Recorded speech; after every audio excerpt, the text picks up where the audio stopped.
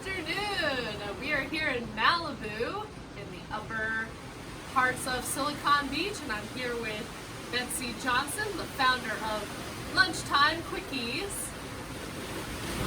Hi, Betsy. Hi, Mindy. How are you? Good. Thanks for having us. Yes, over. thanks for coming all the way out. Of course. Oh, ENKI Tech, we're neighbors. You know, we're in Santa I Monica. know. You're like 20 minutes from me. It's Exactly. like not that big of a deal. Yeah. Well, thanks for coming out. Yeah, This is really fun. nice to This is meet totally you. fun to like do it in my hood, my backyard. Yeah, I'm loving this right now. Yeah. So, Betsy, tell us a little bit about Lunchtime Quickies. Okay. And I know it's an online publishing platform and a blog for some very nice romantic stories. So, go ahead. Yeah, we've had some great stories shared. So Lunchtime Quickies, I launched this back Valentine's Day, actually. I had a big launch party, and ENKI's done a beautiful job for us with the website. It's absolutely gorgeous. So it's kind of set up like a blog, so like anybody can go on and put up a story like 1,500 words or less. The idea started with like short romance stories you can read on your lunch break, like a Lunchtime Quickie, 30 minutes or less. But then it was kind of like it's already been morphing, and I really wanted to tell the true life love stories.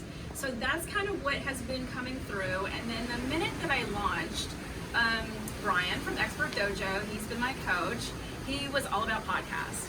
And I was like, Brian, I can't get my head around podcasts yet. Let me just launch this. We launched, and all of a sudden I was like, I'm ready to do a podcast. And I knew that Lunchtime Quickies would kind of morph and like find its way. And it's found its way definitely more with the podcast, but yet the stories are still there. And actually, thanks to Randall at ENKI, he's really helping me turn each podcast episode into a blog on the site. Okay. So now, when we boost, we have 18,000 fans on Facebook. 18,000 fans! Yeah, we have a lot of romance fans. I'm a fan. I mean, Yay. I think I've become a fan as of recent. Yeah, it's really, we're really proud of the marketing efforts that we've made and our fan base. And so then, with Facebook, it's all about boosting posts. And so that's what we've been doing, is that now I can effectively drive, eyes back to the website and, still share the podcast episode with them, but then have to tell a little story too, because it gives me more words to work with than the show notes that I'm able to share, with the podcast. Okay, so because they only give us a certain amount. all right. So what are you looking for your site? You're looking for users. You're looking for people to. I'm looking for readers and and writers and fans that just really enjoy romance. And my goal has always been to give hope to people, that they could really have the relationship of their dreams. So I'm like, what I say is like, I'm a hopeful romantic. Did you hear that? If you guys need some hope in the romance department, you got to go check out Lunchtime Quickies. Yeah. So, Betsy, tell us maybe a snippet of what's one of your favorite stories. Oh Just my! one little snippet of parts. There's so many actually, and I'd have to really, again, I probably would say it comes back to the true life love stories. So a friend of mine, she was actually podcast episode 2. She told her real life love story of how she met her husband. And then so there was this match service back in the day called Great Expectations, and you would actually go through a binder and you would pick out your guy. Yeah, I know, it's crazy. Really sexy. It was, I know, but she found him that way, and so Okay. it's just like such a great story. This is so Tinder before. it is. It's swiping a different way. It's a swipe with a binder. Oh my Yes, gosh. that's exactly right. Okay. Yeah, so it was, her story's really great. They've now been married for, 22 years or something like that. So I had her on.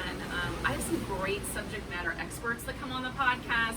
We tell a lot of stories that way. So now I'm kind of looking at extracting some of that information into the written word. We also love poetry. Some people write beautiful poems and feel like there's not a way to really get them seen. They can do that on Lunchtime Quickies. So technically I am an e-publisher. So, it's just really anything in the genre of romance. Wonderful, wonderful. And Yeah. Betsy, we work with a lot of startups, so we're here to help you as you develop your idea along the way.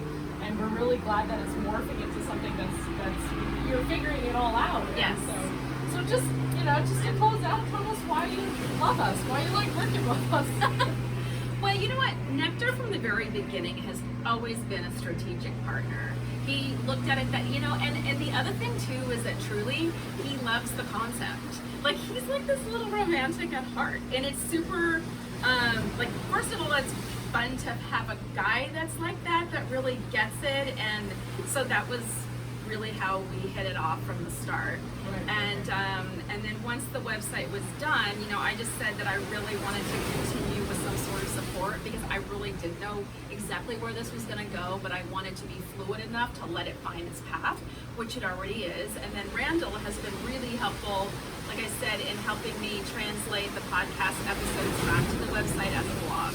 So right now, if you go on lunchtimequickies.com and you just scroll down, the most recent post will actually send you to that episode of the podcast. Oh. And especially too, because, okay, I'm just going to throw this out because Facebook did not approve this ad, is, we talk some sexy stuff. And I had an author on who wrote a book called Girl Boner. Not kidding. And it's phenomenal. And it really should be like a must read for girls, like high school on up. Because it's so comprehensive about health and about, it's unbelievable. Well, of course, because Facebook would not approve that post. Okay. Because, the title of the blog says Girl Boners, Orgasms, and More. Oh. And so immediately it was like, nope, not approved. Okay. And it's like, but this is such important things I think for our young women to really know about, just about themselves and their bodies and, relationships and, my friend August wrote that book, August McLaughlin, and I just, she's done incredibly well with it because there's, it's a platform and it's for a book like that. I think we're ready. I think the women of the century are ready for a book called Girl Boner. Yes, exactly. Yes. No, it's Girl Boner. We're ready. Yeah, and it's so funny just to even have that conversation, but I think it has to get out there more, and Facebook kind of shut me down, but it's like, well, I still have the website to promote that and to share, what I think needs to be shared. Okay, well, we're glad that we can be here to help support you.